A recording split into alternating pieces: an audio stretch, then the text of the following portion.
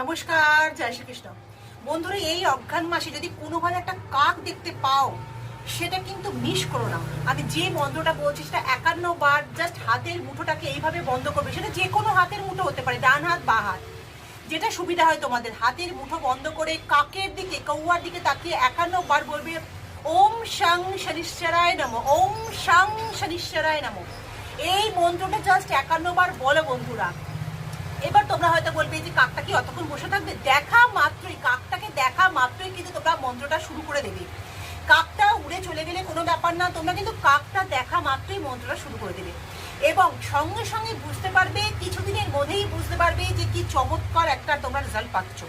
যাদের শনির 7.5 চলছে, ঢাইয়া চলছে, যাদের দশা মহাদশা অন্তর্দশা চলছে, তারা কিন্তু সেগুলো থেকে আস্তে আস্তে আস্তে আস্তে সেই প্রকোপগুলোতে কিন্তু আস্তে আস্তে বেরিয়ে আসবে।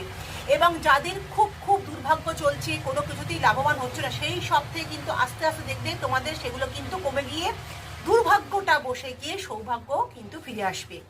তো আস্তে আস্তে দেখবে তোমাদের জীবনে কিন্তু চমৎকারে ভরে গেছে। তোমরা নিজেরাই উপলব্ধি করতে পারবে যে এই জিনিসটা করার ফলে কিন্তু তোমাদের জীবনে চমৎকার কিছু একটা মিরাক্কেল ঘটে গেছে।